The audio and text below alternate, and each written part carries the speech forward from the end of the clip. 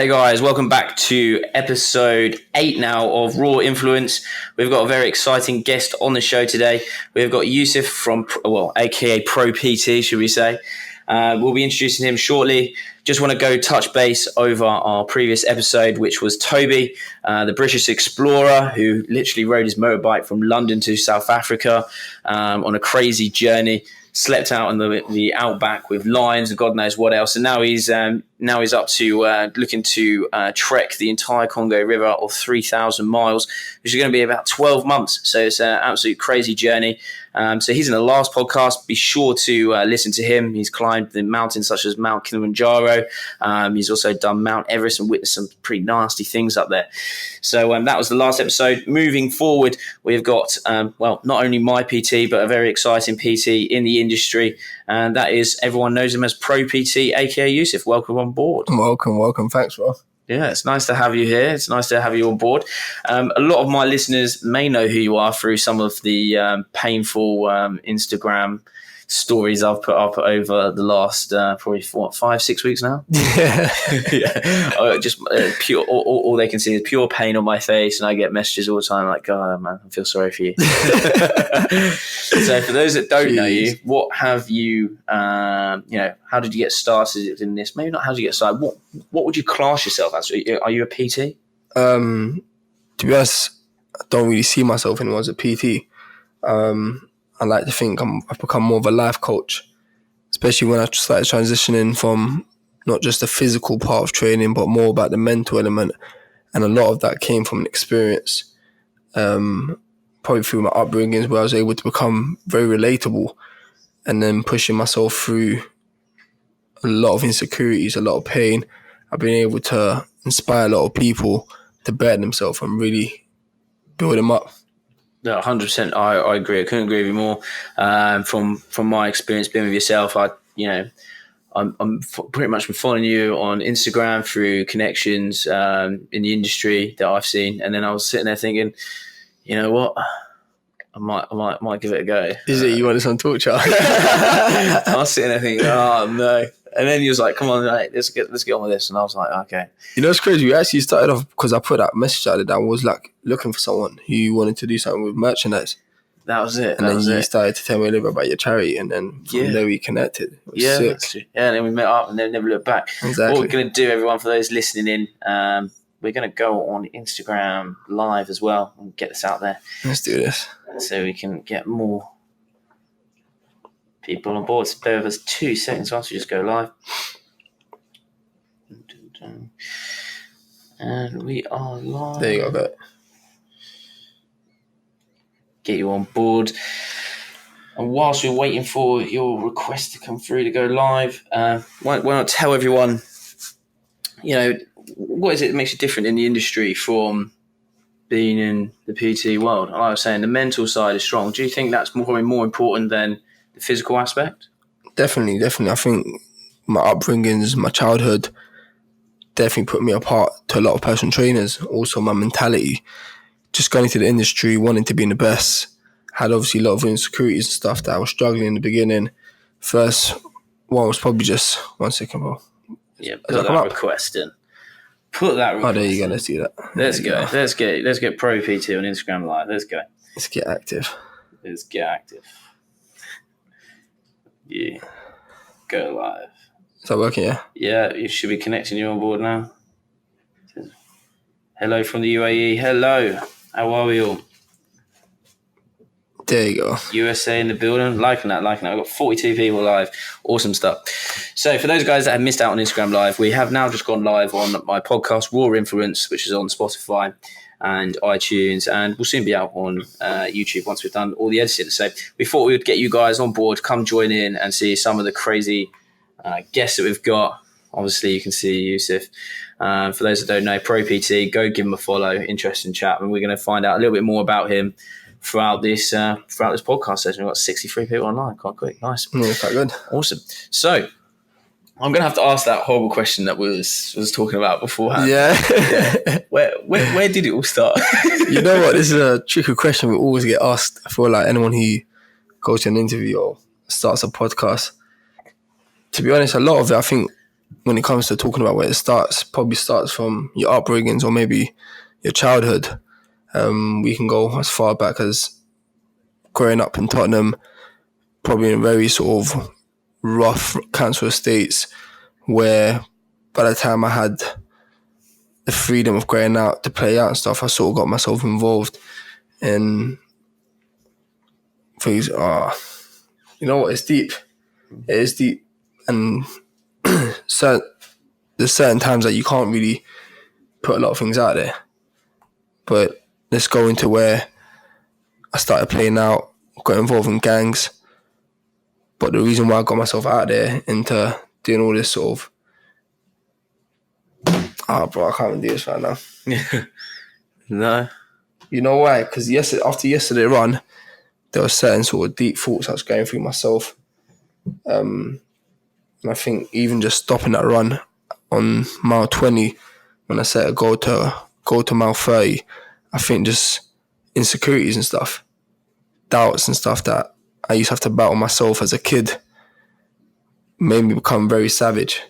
But it helped me now, and I feel like going through pain and putting myself through a lot of mental toughness and just going out there to really push myself through struggles has eventually allowed me to sort of find myself, maybe become this trainer, this person that people look at as an inspirational person. But I still struggle right now to look at myself and be like, yeah, I'm actually inspiring, or I'm doing something to I get that. inspire to people. I get that. You sit there and you kind of have a look and go, well, you know, and that's you know, something that I'm victim to as well. At which point do you say you're making a difference? At which point do you say that, yeah, I'm worthy enough to be that person? Yeah. And do you know what I think the trick is you're never going to be. 100%. I think I've started to realise that, but where it gets really hard, I think, is when you get your close ones who start doubting you, or maybe you do get certain people who really close to you do find you inspiring, and it's like, where's the boundary? So I feel like the way I usually deal with it is just go out there and just be the best person I can be. Yeah. 100%. And then just don't worry, like not care. So I think that has made me, has allowed me to go into certain things in life where I was able to push myself, overcome a lot of things. And then once I sort of got myself out of being involved in gangs and stuff, I was obviously sentenced to prison at the age of 15. Once I come out of prison, I decided to do something. How long was you in prison for? So originally I got sentenced 2.5 years, and then I didn't have to serve all of it. I went back to the judge and asked him if I can come out of prison. And the condition was, if I was to come out of prison on early, that I had to do something to give back to the community. And it was either, you know, cleaning parks or going back into like councils, estates and coaching kids football. And I managed to write a few letters, spent a whole week in court, and then by Friday I was out of prison. And then I got sent to the local authority where it's like care, and they wanted to take me away from my parents. At the time, my dad left home, so my mum was single, and my older brother was also in prison, and I had a little younger brother, a little younger sister. And, you know, going back to the council estate, trying to avoid what I was getting up to was quite hard. So I sort of got myself back involved with what I was doing. And one of the condition was that I had to go back into education. So I tried to go back into school, and I started doing my PT course. And that's where it started. And that PT transition happened because I was going through a weight loss transition where I was trying to lose weight myself. I was very overweight, insecure. And my yacht workers like to me, yo, like, you look good. Like, you've lost a lot of weight. So I must have put a before and after picture on my BlackBerry Messenger at the time. And I used to have a big following. And a lot of people started reaching out to me, saying to me, yo, what's going on? Like, how did you lose weight? How you been? How did you go in prison? This and that. And I just started sort of giving people small little tips and advice. And I started to get a satisfaction from the journey of helping people and giving back. And then I started to see some sort of self-value within myself, thinking I can do something different. Because when I was in the streets, I used to do a lot of savage stuff. And just being involved with what I was getting up to, I sort of lost the self-respect. I sort of lost myself, got myself into certain stuff where I believe in karma, and I used to be afraid that these things will happen back to me one day. So once I started to do good, was like a different energy. And that's where I started to believe in the whole transition where you can convert the negativity into positivity. And that played a big part. So once I got qualified now, I started applying to loads of gyms. And it was a bit difficult because once you got a criminal record, at the time you sort of have to go out there and put it out there. Right? Say again? You get like tarnished with that brush that you're not someone that you want around. Exactly. And not only that, like instantly the first couple of jobs I applied for, they're like, no, you can't work there. But then I took that and I said, you know what? I started to study myself. I started to study my actions, certain things I was doing. A lot of people, whenever I did something, used to call me crazy or hard working and stuff. And I would go back and actually study these things I was doing, whether it was me doing certain actions or the thought process, certain things I was thinking. But then I started to realize my inner self, I was a clean person, I was a very happy person. And I had good intention, which is the most important things. Yeah. So finally got my first gym that I could work at, and that was by me offering to work there for free. Just before that, I applied to work for other gyms where I got turned down, and I still went back there and I asked them, look, I worked there for free, it didn't work. And then the manager's like to me, look, we're going to give you a position, you can work here for free. The hours that you do are 15 hours a week, and then whatever you earn after that, you can earn. But when I went in there, I'm looking around, there's like 32 trainers. I've got no experience. I'm not even in that good shape. Never really PT'd. And I had a bit of an insecurity to even just to talk to a woman or just talk to a girl. And I was going through a divorce at the time. I was actually married when I come out of prison, got married. And I was going through a divorce where like it was quite intense. I felt like my ex-wife made me very insecure and talking to women again. And she was my first sort of girlfriend. So I looked at the audience in the gym and I said to myself, like, how am I ever going to talk to someone? How am I going to get my first client? Yeah. How am I going to approach people? So that was something I struggled to overcome. But then I went back and I tried to sort of study how was I going to get my first client. And I looked around the audience in the gym. And these are quite deep thought process that when you're going through it, I'm always trying to find a solution to a problem. And that's what I do nowadays. Like, I never let a problem slide.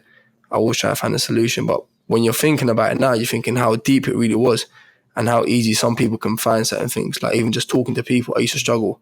Or like when I first got my first interview, I went there in a suit because I thought that was a way forward in life. Like, you know, if you ever wanted to job, and then there's like when you're dealing with people who would judge you instantly because your criminal record, how are you going to justify that? And then when people ask you, oh, what did you go to prison for? And it's just building up. And then being someone who was overweight, who struggled to lose weight and eventually lost weight, still can't accept it because I was going through body dysmorphia at the time.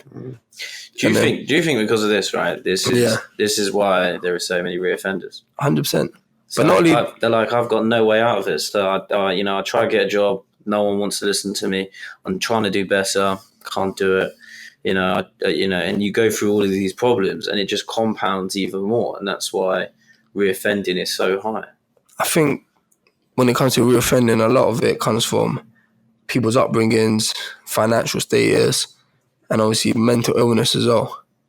I think that plays a big part. And you don't really know that when you're a child until you get older, and maybe you start surrounding yourself with other people with their problems. You start to realize that it's a lot deeper than just kids just want to refrain because of their surroundings or, you know. We've got one of our followers saying, I'm in those shoes now. Yeah? Jeez. It's crazy. It's crazy. Might give some life of... They can't see your face though. Put it up a bit so they can see you. There you go. In those shoes now, well, then you've got to listen to some of the advice, you know?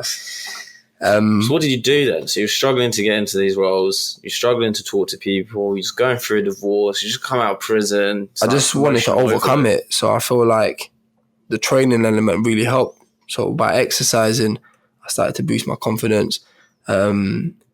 Just really going out there, never giving up, and trying to be someone that could help other people. And obviously coming from a background where financial problem was a big thing. My parents never worked. My dad left home and he left us in the ditch where he said to me one day, like, oh, what, you think you can be the father figure of this family right now? You think you can go out there and make money and, you know, look after the family? I'm gone now. And when I said to him, yeah, I was become a personal trainer, and I'll make sure I look after the family. He sort of laughed, and that was the sort of last sort of conversation I had with my dad. Wow. And that was after I come out of prison. This is like After all the struggle. But you know what? I took it, and I said to myself, like, that sort of gave me a drive to really go at it, because my family is really important for me, especially at the time. And obviously after I lost my wife,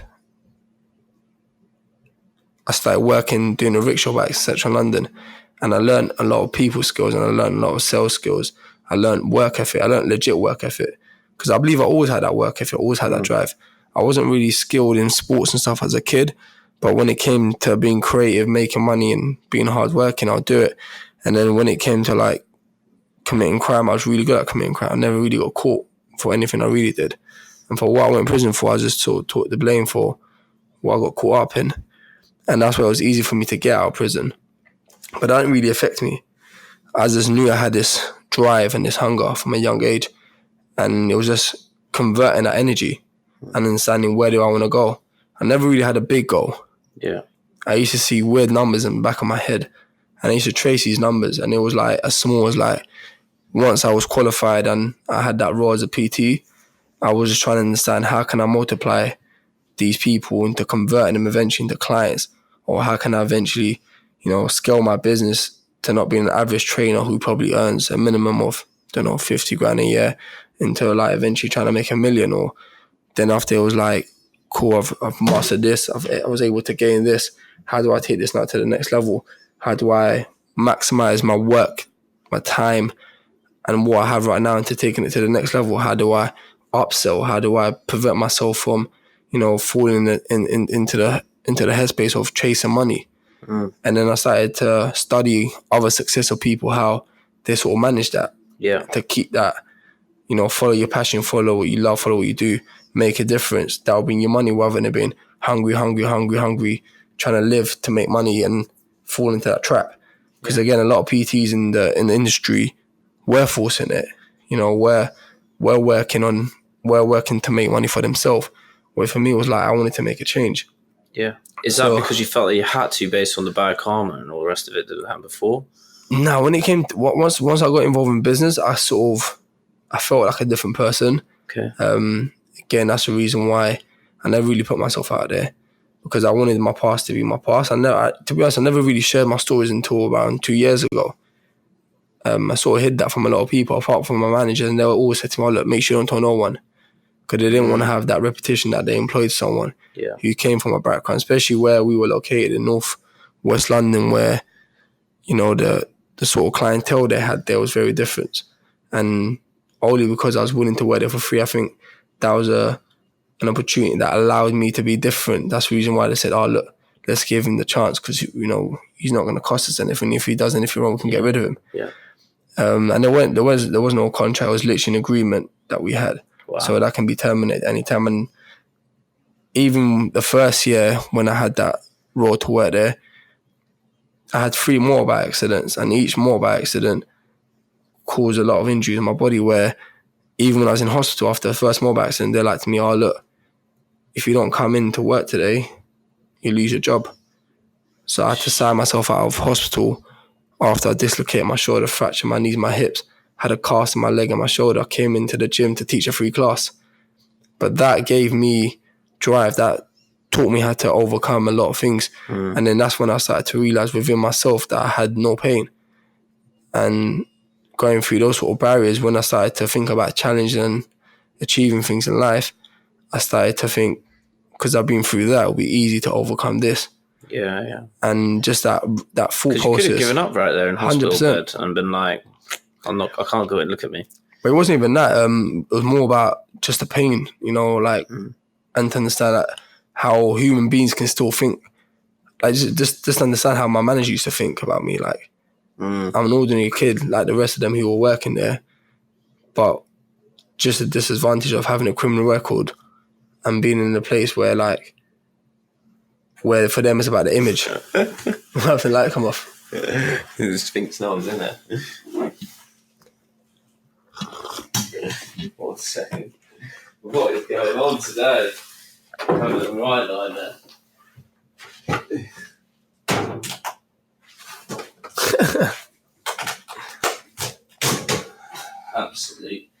Right there.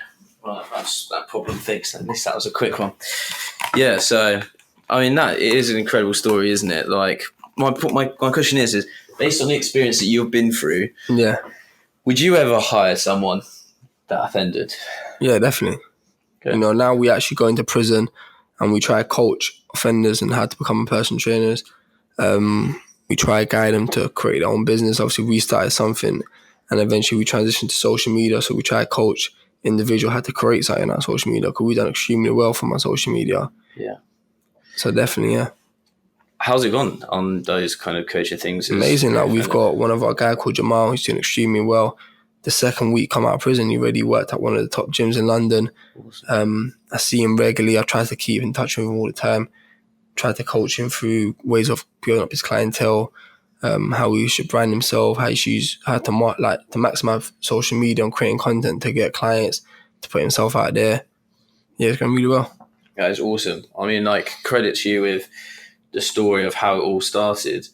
The question is, so you're saying that you was looking at successful people. Did you have a mentor or anything that helped you along the way?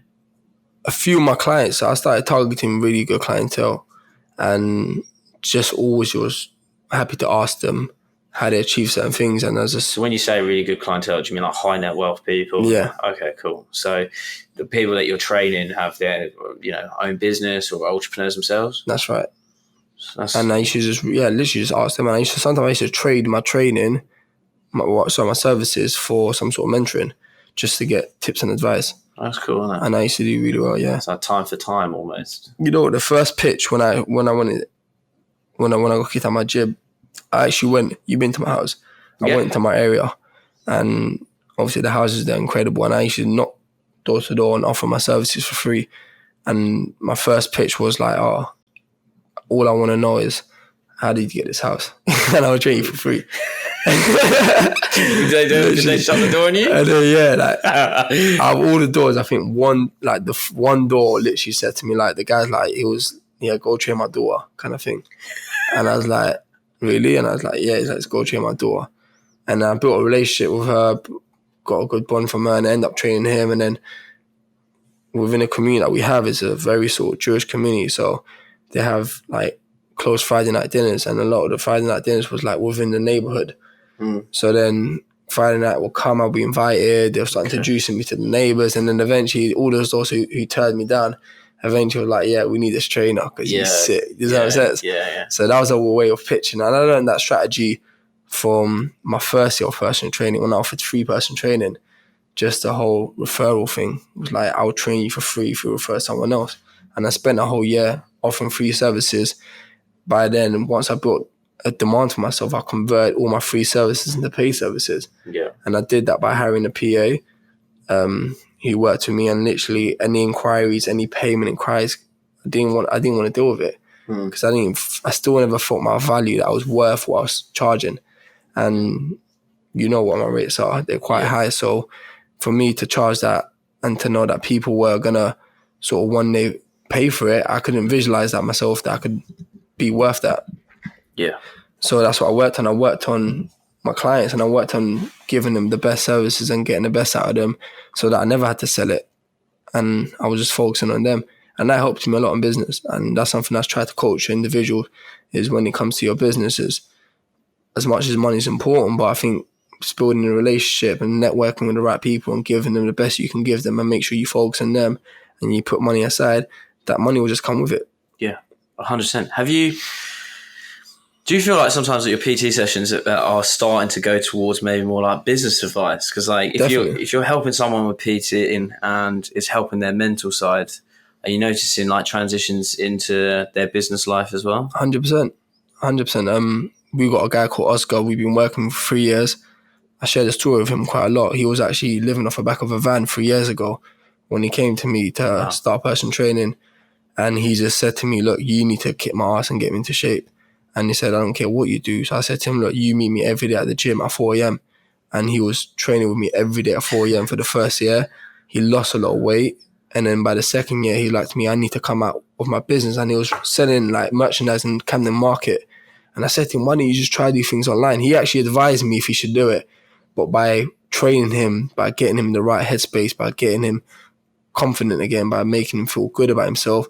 He had a confidence to make that transition. It was a hard transition because he was earning what he was earning off Camden Market, which was nothing, and he never had much outgoings. And I said to him, look, you need to get yourself a proper place to sleep. You need to get yourself a roof where you can feel comfortable. You know, you need a home. It helps a lot. And then so he got himself a little studio. And then literally now, this year, he's like turning over £1 million selling merchandise on Amazon.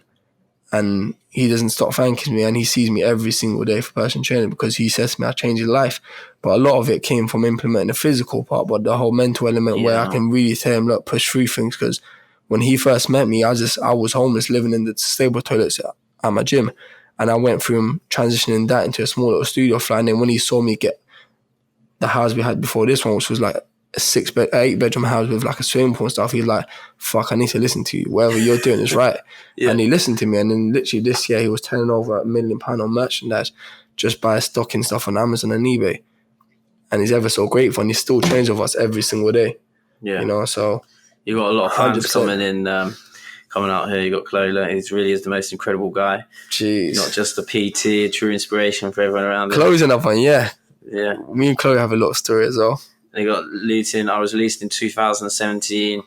Haven't done crime since. Been struggling, but still haven't turned back to it. I haven't given up, but sometimes feel like I'm walking in circles. Any advice?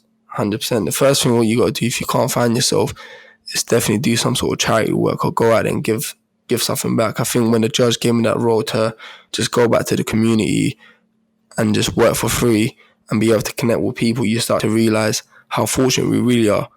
You know, even last week we went into a school just to give some talk to kids, and then I thought my life was hard until I met some kids. I'm thinking, shit, man, like, there's deeper stuff out there, and I did that for free. I didn't get paid to do that talk, but it's just the fact you get to meet with people who sometimes, you know, just humble you and make you realise like you're worth something. You realise actually how much you can make a change, right? Definitely. As well. Like when you sit down, you think, you know, you're talking to some kids. Sometimes you just need someone that's been there and done it. And so they can take that on There's board. nothing more satisfying than being able to help someone. I always tell people like to my use of like, whether I get to a level where I'm going to be happy with my earning stuff, that you will never get happy with what you're earning. And if you chase that, you'll never be happy. So the most satisfying thing I think is helping people. But then that's what gets you in the right headspace. And my advice, if you want to make money and you want to be happy, you got to be happy first. I agree with that. 100%. Definitely. I was like, I want to make high 5 figures. And I was like, cool. Then when I got to 6 figures, I was like, I want to make 7 figures. It was 7 figures. And I was like, I still want to keep going. Like, this isn't it. That's when I started my charity. I was just like, it's just going to keep going. And then even with charity, like, even if you do a charity, like, I want to open one school. We're talking about this actually. Yeah, exactly. We're thinking of this. We'll put it out there on socials. We're thinking of climbing Mount Kilimanjaro, which is a 5 to 9 day hike, and potentially doing a fundraising to open a school in Kenya whilst we're there. So if you guys reckon that me and Pro.PT should get on this, let me know. 100%. We'll see what we can do. Any advice for an 18-year-old wanting to be successful in trading? Unfortunately, this is all about mindset. But you can take so much, Puska, from the mindset. Mindset is everything, so it's all key. So I suppose where are you going from here then? Like, you've got the Pro.PT going on. What's next? What's next? What are you focusing for us on? Is definitely just keep focusing on building a brand. For myself, I think it's just setting new challenges. Every time I do big challenges, like last Christmas I ran from Brighton to London. I did 60 miles in under 12 hours. I just tapped into a different mindset. And obviously, I believe by setting these sort of challenges, especially life is hard. Like, I got to tell people life is hard, but it is easy at the same time. Yeah. You only make it hard when you put things out there that you don't need, or you're surrounding yourself around people you shouldn't be surrounding yourself. So when life gets hard, I usually sort of get into my isolation zone. That's what I call it. And I just go out there and battle myself. And I set challenges and I see how hard I can really push myself. And when I get into that zone, I find myself and I started to find opportunities that I started creating for myself. Whether it was for business, whether it was physical, whether it was mental, whether it was like a confident booster. That's what I do. So I think right now it's just to keep setting big challenges. I don't have an ultimate goal. I see numbers in my head. I believe I'll be a billionaire, and I just study how to become a billionaire. And a lot of them keep talking about just being able to help as many people. And that's what I do today. I help as many people as I can. Well, you think like to be in a billionaire region, you've either got to create something that everyone wants, or you have to provide something that everyone wants or needs, or you have to be in financial services making people's pensions a lot bigger. So it has to be a sick box of... Just create values within people. Just see where you can help as many people. And there's so many ways in doing that, you know, and we're grateful we live in a century today where we've got things like podcasts, YouTube, Instagram, social media, and it's only going to keep growing. Like a year ago, we had 1,000 followers. Today, we sit on 25,000 followers. Yeah. And the network and the people we've been surrounding ourselves with, especially with working with social media influencers, celebrities, the outreach, the amount of people and opportunity we've created is unbelievable, you know. So definitely a number game, and it's still the same number game that plays in my head from when I was a kid. Just seeing numbers and multiplying them. You know, when I was 18 and I had my first job, I remember saying to myself, I want to earn 6 figures, and I did it by the time I was 19. But working for free, offering free services to people, just converting that once I built my value and I felt I gave a lot to people, I was able to earn it without even chasing it, and even more. So definitely I always advise people, you know, not to chase money and to chase value, making a change and putting good out there, because money will come with it. But do have a goal. So like, don't just say, I'm going to do good, offer everything for free, but not have your actual financial goal. Because again, without money, you can't really make a change. Yeah. You know, you can have all the followers in the world, but when it comes to actually charity and helping people, unless you can connect people, you're going to have to put money into it, you know, even if you want to start something. But I believe you can do it without money as well. And that's one big thing when it comes to us and working with charities and stuff. I don't focus and raising the money. I'm more worried about the awareness, and I'm more worried about who I can connect and get involved. So definitely networking and connecting with people. Yeah. Yeah, I'm saying. For those guys listening, obviously they don't know how old you are. How old are you? I'm 23. 23, guys. It feels like they're slacking. I'm still young. Hey, look at that comment there. Did you smoke a lot of dope back when you were struggling? Nah, there's a little lack of smoke.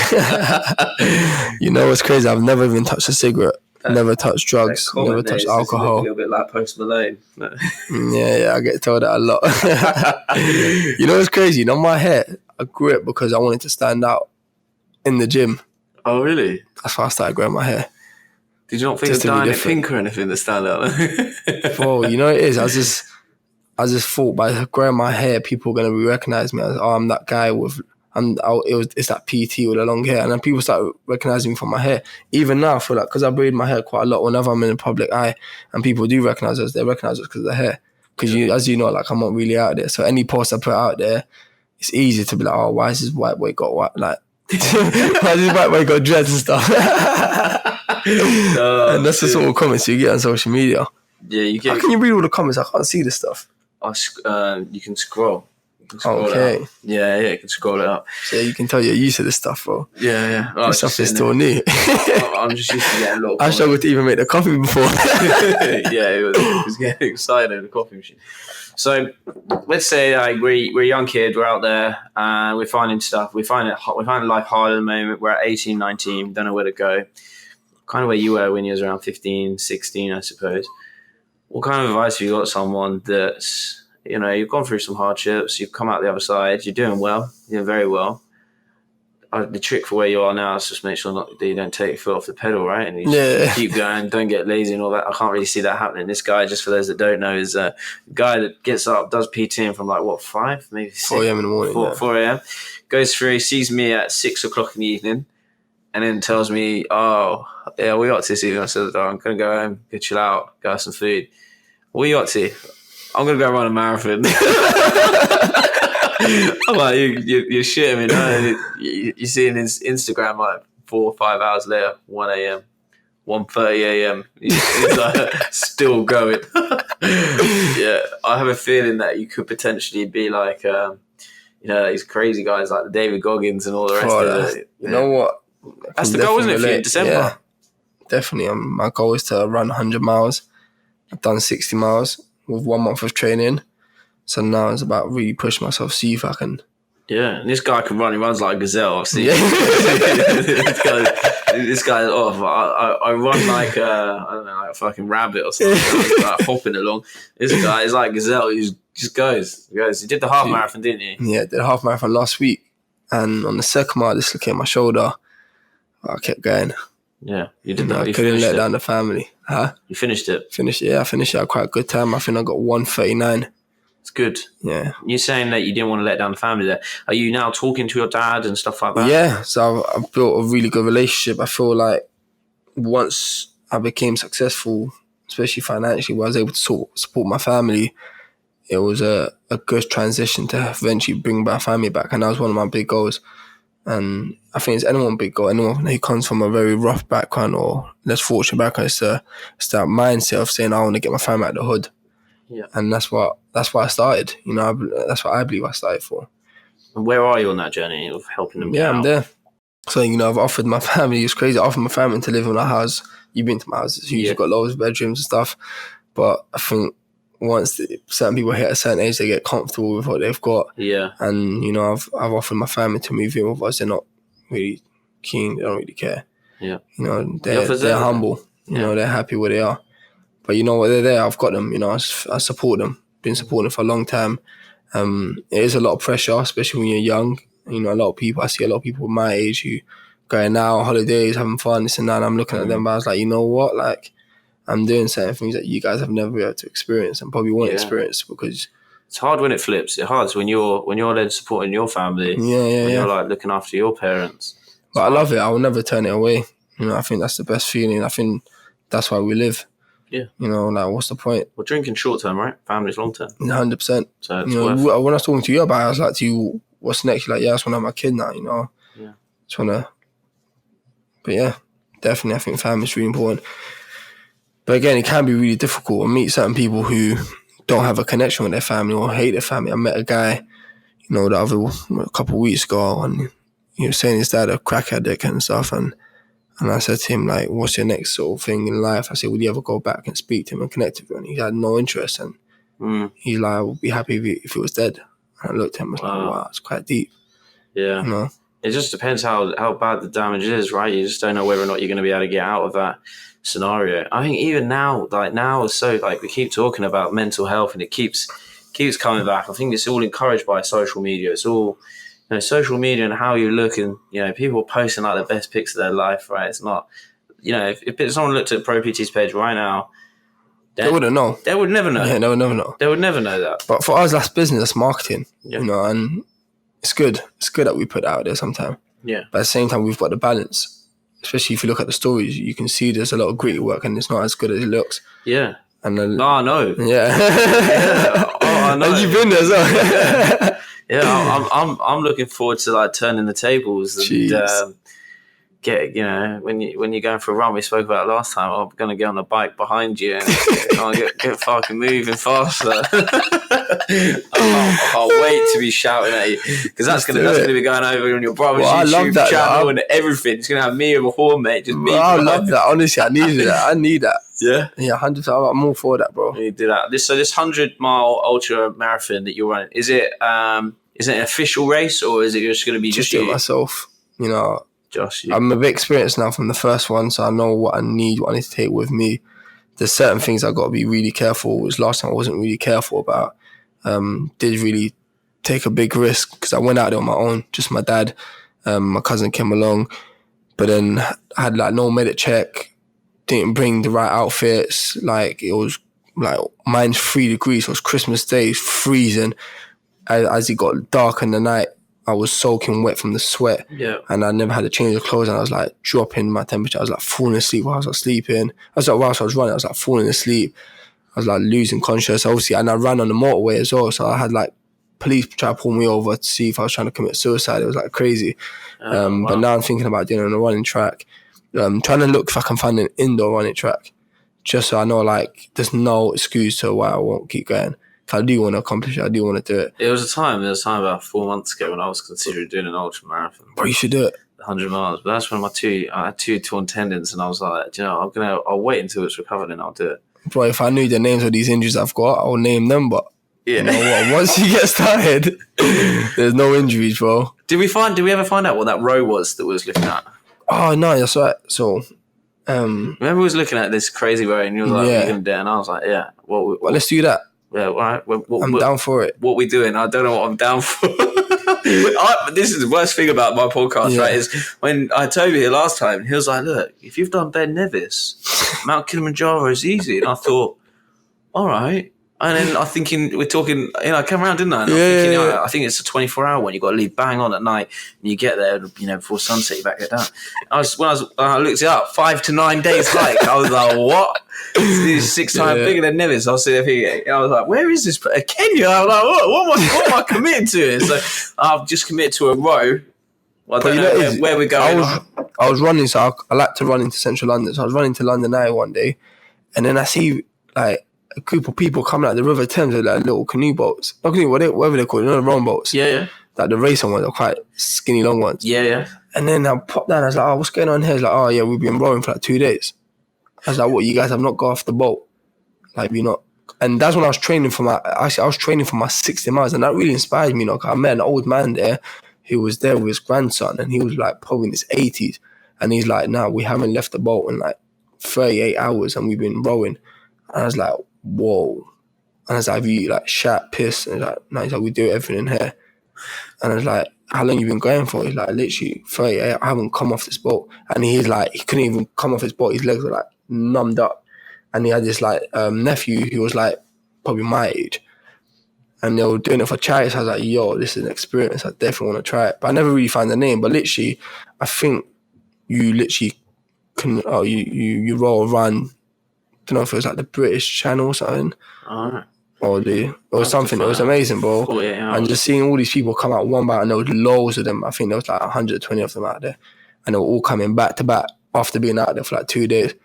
And then I saw that lady like a couple weeks ago who swam, from Dover to France 5 times in 2 days, like without stopping. I was like, yo.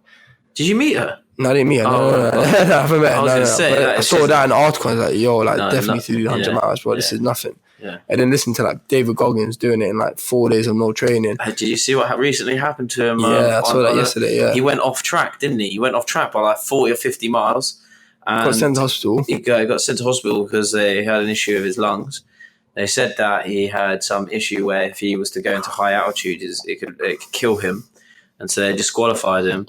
And then I see like the next day on David Goggins, he finished it unofficially on his own. Mad. He just went and did it, and you're like, what? Mad, isn't it? This is what you said. That's what I enjoy. I think that's where I can relate to that. We need to get David Goggins. We need to get him on. How would that go? David Goggins doing a Pro.PT session. That is going to be. He's going to be going. What's next? What's next? Let me tell you what's next. 250 miles. Jeez. If you sit there and go, right, I'm going for 250 miles right now. Anyone will you're lying. You're not going to do that. Mad.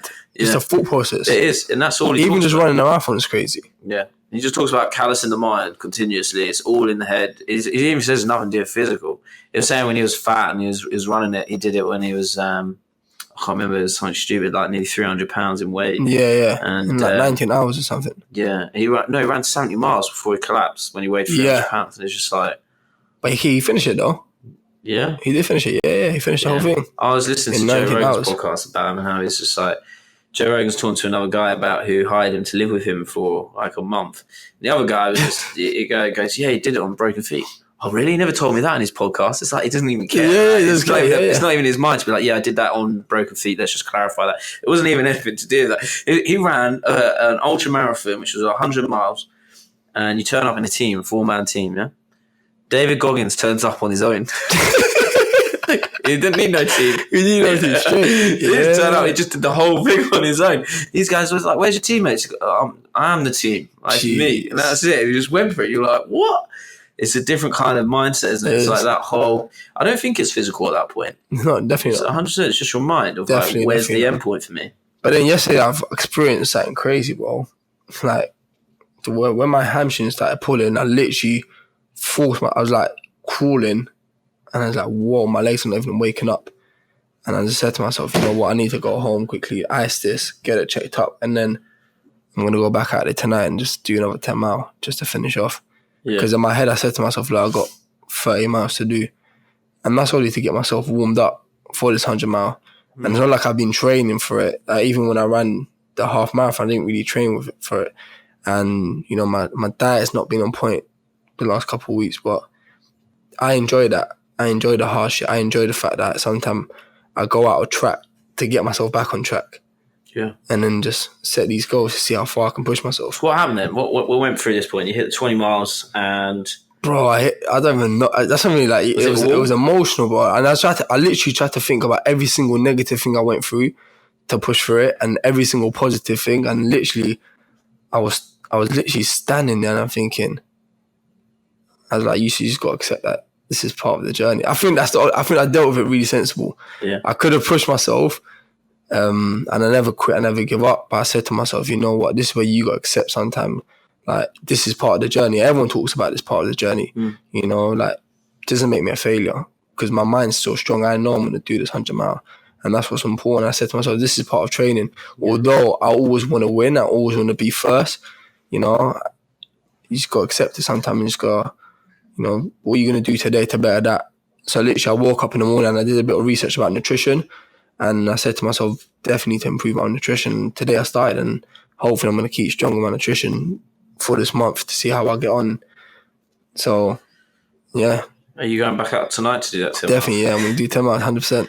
How much do you got right now? Bro, I don't even know. Don't want to know. I looked at my toes and the condition of them was quite peak as well. The blood blisters I got right now, the nails are falling off. It's all sorts. It's crazy. But you know what? I didn't even feel it as soon as I got home. At least when we do the rowing, we don't have to worry about it. You're just going to have calluses on your hands, right? Bro, it's not even it's the shoulders as well. Yeah. But at least they're not going to be like cut and... Yeah, exactly. You know, like we're going to get like mold in your shoes from the water and that. Well, we're going to have to look into that. We'll make sure that we... 100% we'll do that. We'll have to do the 48 I think that'll be for fun. Yeah. That'll be a chilled one. That'll be a what? That'll be a chilled one. That'll chilled be for fun. We'll bring some like chilled music or something like that. We'll bring some baguettes and we'll just chill on the journey. Why not? We'll do like hour shifts or something. But you know what's crazy, yeah? Like, I've got this mindset where I call it isolation, yeah? And there was moments in my life where, especially when I was going through court and stuff and just being in prison, you only know if you've been in prison when you're locked in a room and like it's 4 walls and there's nothing in there. And at 8 a.m. they take your bed away and you're left with nothing. It's like, how do you overcome that thought process when you're at your deepest thoughts? And I mean, when you're at your thoughts, when you're thinking about maybe committing suicide, or maybe you're thinking about, that's it, like this is what you got to accept.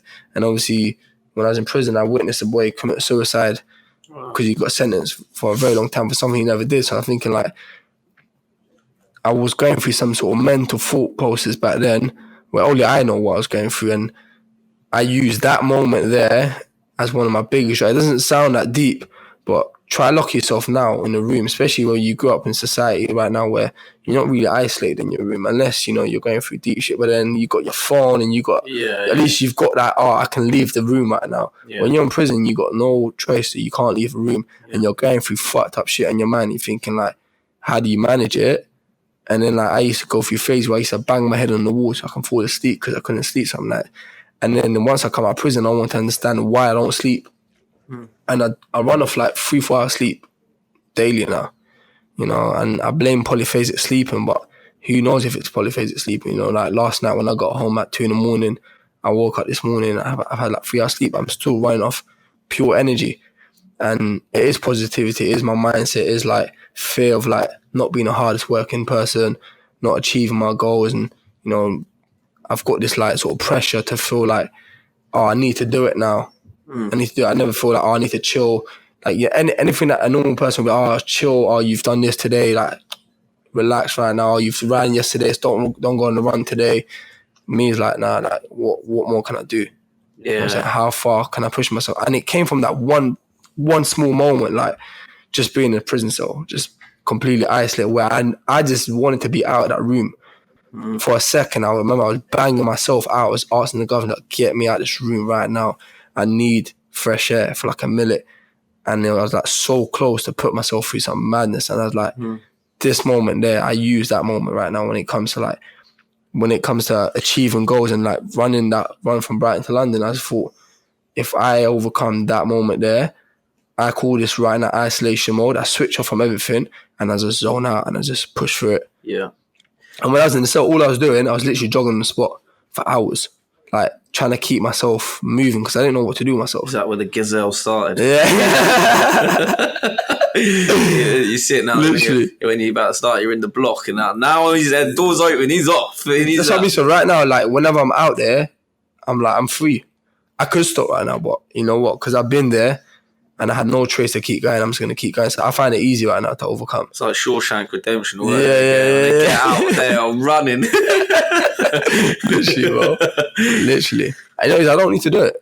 Didn't have to run yesterday. Like, didn't have to wake up this morning. For the questions there about the prison and why people are asking, they were answered earlier, so you can jump back onto the live or on the podcast later and fill in the gaps of it or of the story. You haven't missed out, so make sure that you hang about. And if you want to know that, it'll be back on the start of the live. So, I mean, this whole isolation is something that's I think a no thing, because sometimes I go into it, but not as heavy as you, I would say. Mine's more like a mental thing. I'll sit here and if I have to do something, I'll sit here. I've been known to stay here at night, 24 hours. I'll get it done. I will not finish until it's done. If we was to ever write a book about isolation, what would you call it? You got David Goggins, he's like callousing of the mind. You call it isolation. I don't really have a name for it. I'm just calling it. I think isolation is a good name. Zoning out, I think my battery died. No, battery's out. Did it come out? No, it just says it's loading. So I'm assuming that you're out. out. Charger. You can jump on that. Actually, no, there's a charger there, but look. This one, yeah. Oh, sick. I'll chuck this around on you as well. So got you on here. Okay, so let's end that one. Cool. So if we're going to have this, we're talking about isolation. We're going down the whole route of what does that actually help, because I think that can help a lot of people in business to understand that, whether or not they're in a physical job, whether or not they're in a heavily mental job. How do you tap into isolation? How do you tap? Do you think you have to go through something? Because I feel like definitely. You have to have like a trigger. Definitely. You have to have like that trigger of where it's like, you know what, this wasn't as hard as X, Y, and Z, and therefore this is nothing to me. But then when you're in the isolation mode, you can't think about being in isolation. You got to believe you're free, and you got to think about all the positive things. You know what I'm saying? You can't tap in and out of it. Once you're in there, you got to completely forget you're in there, and you got to think about all the positive. Because when I was there, what kept me going, what kept me alive was I believe that I will come out of it eventually. So it was the positive side. Yeah. But then to get in there, which was a good headspace, was to go through something negative to allow me to, once I was in there, to be like, you know what, there's going to be good out of it. And I always relate to like a magnet. Like at the end of a magnet where it's negative, there's always positive. Yeah. And I put myself in that red zone, and I believe as time will come, the red zone will attract the blue, which is positive. So if you stay in there and you're focused and you start thinking positive, at the end of that negative, you're going to attract positive, because that's how the magnet connect. Yeah. Positive and positive don't come together, and negative and negative don't come together either. So there's always a way out of it. You just got to keep going, but when you're in there, if you start thinking negative, you'll never attract it, because a negative magnet will never pull negative. So if you're trying to use negative to get out of it, you can't. So you got to change your mindset and start thinking positive. Have you heard of like the cookie jar by... I heard of it, but I can't remember the actual story behind it. I think it was saying along those lines, when times get really hard, he's got like this little mental cookie jar, and I think in the jar, there's positive comments, and it's like positive things that he's achieved. So if he starts struggling mentally and he feels like the negative slipping in, he'll go into his like almost like his mental cookie jar, and he'll pull out something. He'll be like, you managed to run Death Valley or whatever you want to call it in XYZ time. No one's done this before. No one's been through Hell Week 3 times. No one's done that, and it gives him that little bit of an uptick to like carry on through his journey. Yeah, definitely. I believe in that 100%. That's helped a lot. Yeah, it's interesting, isn't it? But I generally think in order to get access, it is a way of accessing it. To get access to that kind of like isolation, you have to have gone through something that was great. So the reason when my company started doing really well, I was actually in a 3-car pile-up. So I was in a 3-car pile-up and I was paralysed from the waist down. I was sat in the car and I sat there and I thought, fuck, my life's over. That's genuinely what I felt. And do you know what I did? Phoned my dad. And was like, Dad, I just want to let you know that I love you. generally feel like I'm going to die. I'm coughing up blood, spitting blood out. I'm seeing myself, my mirror popped down on my overhead in the car. And I'm sat there and I'm like, oh, this is it. I'm going to die. I couldn't feel my legs. Some woman started shouting at me saying, get out of your car's on fire. I got hit at the back, hit at the front. I was in the middle and I was sitting there thinking, get out of the car, you're going to die otherwise. I couldn't hear anything, it was just ringing. Couldn't hear anything. I was like, fuck. I felt so. I opened the door. This is crazy, right? I don't really tell people this. I opened the door and I went to get out, like, but my legs weren't moving. And I was like, what? And my head was like, you're gonna die. The car's on fire. You're in it. You're stuck. So I took my seatbelt off. Couldn't move my legs, so I grabbed my legs with my hands. I threw my legs out the door. And just as I went to pull myself out the door like that, a lady came through the other side of the door and pulled me back into the car. And then a van went screaming past my door at about 80 miles an hour. And I would have just walked into a van and died. And then the police turn up and tell me I wasn't wearing my seatbelt because I took it off trying to get out of the car. I'm paralysed from the legs down. My brother at the time was a police officer in Hertfordshire, and he can hear over the radio how someone with the name Mr. Leach is driving X, Y, and Z car, and like he's lost feeling from the legs down, and he's going, "That's my brother. That's my brother. My brother's paralysed." He can hear it all over the place. And then couldn't come and see me because he was on the other side of the county, other side of the town, and. I phoned my old man up because I was coughing up blood.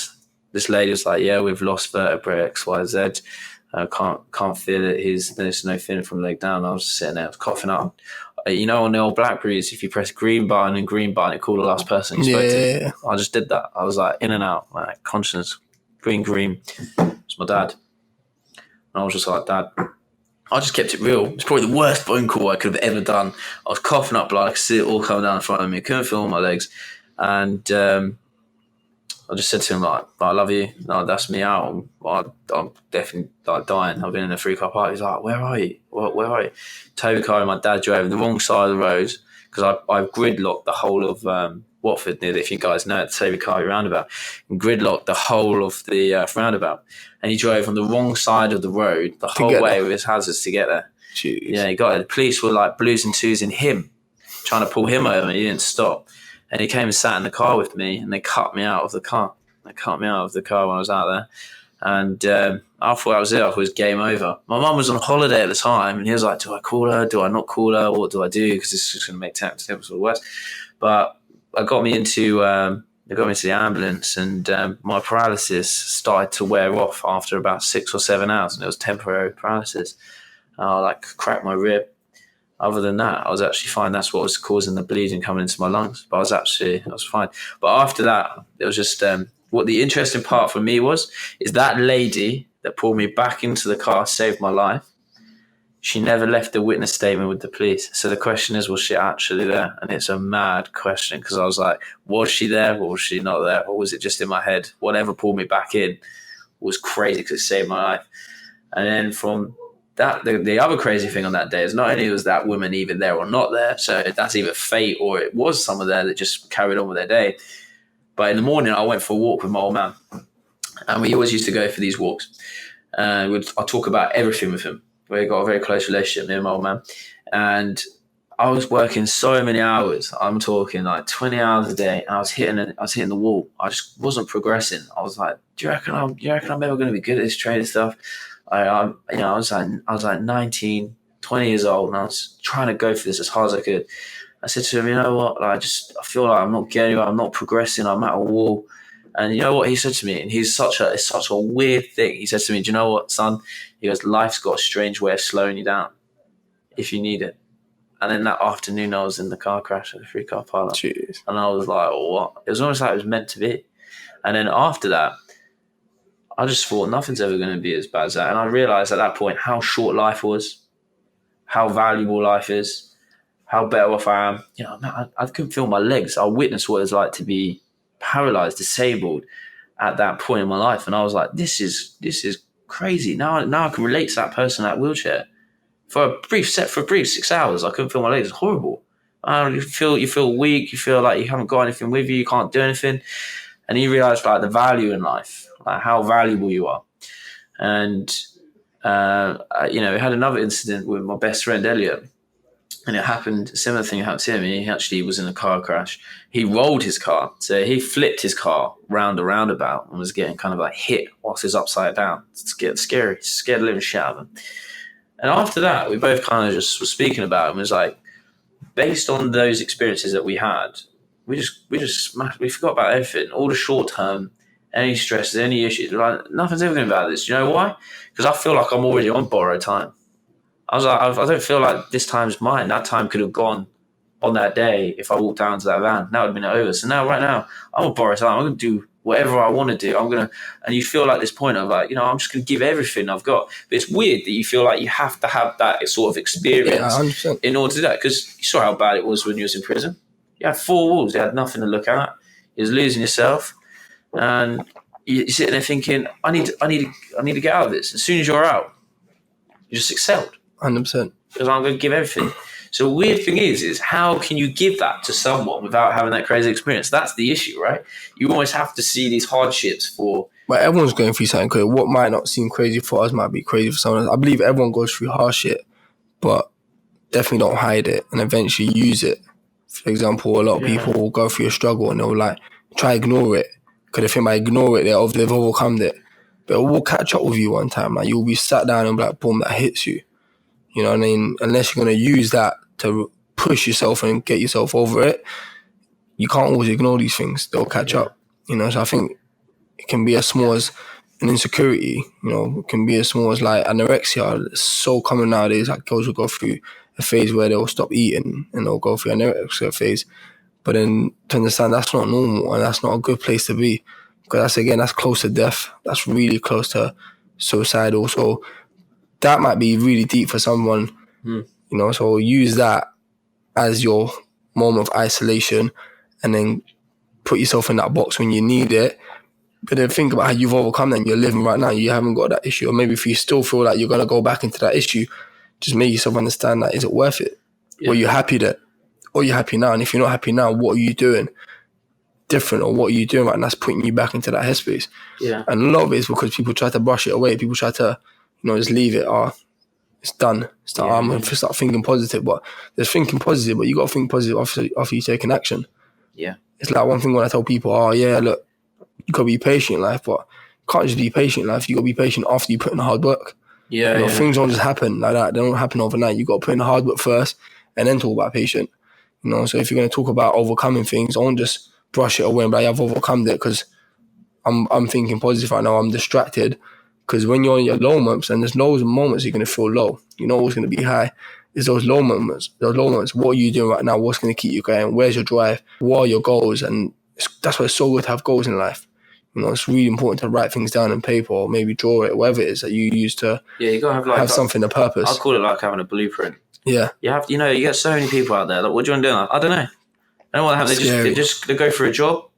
I don't like this job after 5-6 months. I'll go get another job. And that's how they spend their whole entire life, just life, just bouncing around from place to place, not knowing where they want to go. I literally wrote down everything on a piece of paper. By this age, I want to achieve this. By this age, I want to achieve this. By this point, this. Now I actually have something to work towards. Do you know what, though? People are like, it's lame, it's stupid. Stop writing stuff down that's not achievable and all this stuff.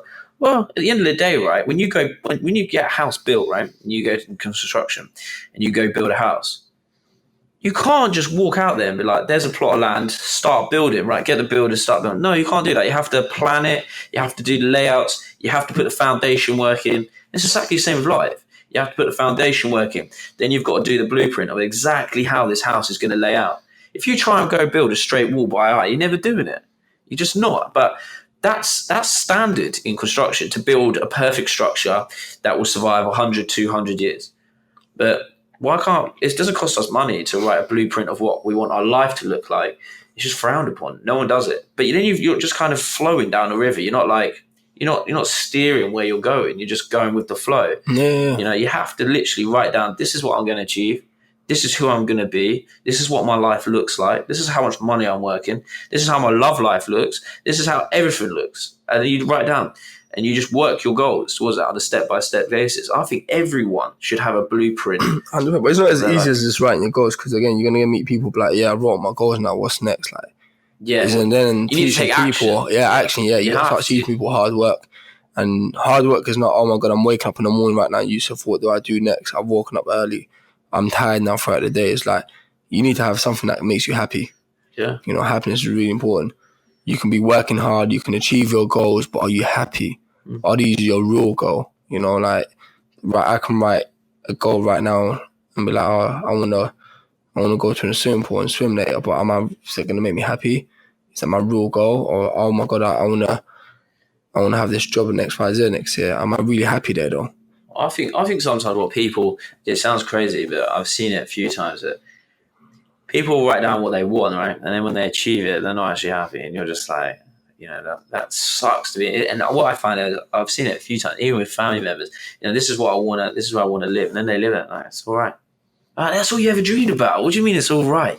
But it's for me, I've learned that those end goals just really aren't the important thing. The journey of who you meet along the way, what you achieve along the way, all those micro goals, that's the fun part. That's like, like the rowing of the boat, going down these crazy things, running 100 miles. That's crazy. That's the source, right? But the end goal, that's not your end goal. That's a micro goal of your journey, right? But I think even when you get the satisfaction of going through that process and those micro goals, there's still no satisfaction from that, because then the real satisfaction, I believe there's nothing more satisfying out there than actually just helping people. So then what we can do from going through these macro goals and the big goals is we get into a headspace where we are positive, we are happy, where we can relate and help people now. And that's the reason why I think like something like this today will benefit and help people, and the satisfaction and energy we get from it is what matters. Yeah. I think that's where you become happy. I'm like, yesterday when I was running, people were messaging me, oh, keep going, inspiring me, don't know where you get the motivation to keep going. That was making me happy. The fact that people were relating to it, people were getting energy out of it. See what I'm saying? Rather than me just going through it. Yeah. And I think it helps.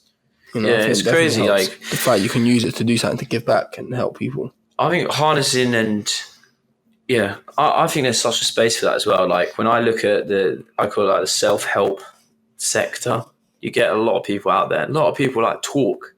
They talk the talk, but they've never kind of walked the walk kind of thing. And I see it time and time again. Guys out there speaking, oh yeah, I'm a motivational speaker. Like, what the fuck gives you the right to be a motivational speaker? You've lived a middle-class background life and you've had no troubles your entire upbringing. You've got no experience to talk about. If you're in that space, you have to be. They're there for the money. They're there to pick up the check of talking in front of an audience of 2,000 people.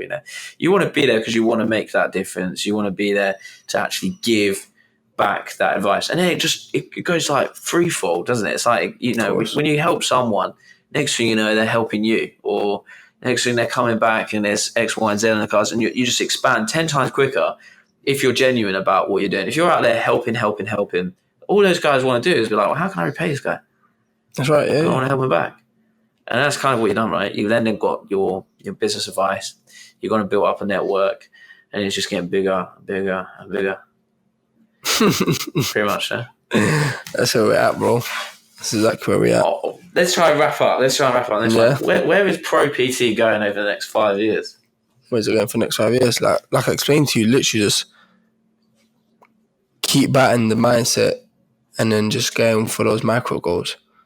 And then is that what you focus on? Do you have a 5-year goal or anything like that of where you want to be in 5 years? I can't think that far ahead. I think about now, right now and tomorrow. There's 10 miles of dawn. Exactly. That's what I'm thinking about. I'm coming for you. Bro, literally, I swear. That's what I think about. And then again, like I said to you, the other goals come with it. Because once you got the confidence, once you got the self-belief, which is all you need, you can achieve anything. So get into the headspace of having that confidence, having that self-belief. When you think that far ahead, you can get lost. Yeah. And it's about making those 5 years go into like today's goal. How can you make that happen today? So I don't think that far ahead. I don't believe any goal is a macro or big goal. I think a goal is a goal, and you should live every day for your goals and live it to your fullest. But again, to get into that headspace, you do need to sort of see results. Yeah. Sometimes we don't see results, you can lose motivation. And I think there is a satisfaction of getting results as well. It doesn't last long, but then just understanding that, you've accomplished something, you've learned something, I believe there's a satisfaction from there. I think we're definitely going to get you into the real Forex trader series 2, giving some motivation, right? 100%, bro. Got to keep motivated and keep going. It's been an absolute pleasure having you. Thank you, bro, man. Even just hearing your stories, bro, it's incredible. It's nice. It's nice to be around. I'm a big fan of you, bro. It's nice being around. That's why I love Raw Influencers podcast. You bring around like-minded people. You hear some insane stories. You take your bits away from it. That you can self-grow from it as well. It's good. I think this is definitely the deepest one I've ever had. Like, just the intro. Like, I don't like losing, bro. And I feel like I failed it. After last night, it's fucked me over. You guys don't know what I'm going through right now, but you know what? Doing this, been listening to what you're saying, and just gonna go out there and keep winning, bro. I don't believe. I don't doubt for a minute that you won't do the 10 miles tonight. I don't know. I'm definitely gonna do it. Yeah, I'm definitely gonna do it. So for those that are listening, how can they come follow your journey and so on and so forth? How can they get hold of you? They can check us out, Pro.PT on Instagram. That's the main platform we're using at the moment. Yeah. And then from there, you can find other leads and other things that we're doing from Pro.PT. Amazing. Thank you so much for coming on. And we'll have you back, I'm sure. We're going to get you back after you've done the 100-mile ultra marathon. And we'll talk about the pains and how your feet are at the end of it. I'm down I'll bring the crutches. And we'll go from there. Thank you so much, guys. Thanks, that brings us to an end on this episode of Raw Influence. We have got an exciting guest on the next one. And we're talking about a crazy charity, actually, that has helped 1.5 million children get a pair of trainers on their feet. So this is going to be an exciting one coming up next week. So stay tuned for that. For these guys, this will be out on Spotify and on iTunes and on YouTube very shortly, guys. Thank you so much for your support. And also thanks to the Yeti Casters from Blue Mics for sponsoring the podcast. Thank you so much, guys. And we'll see you in the next episode.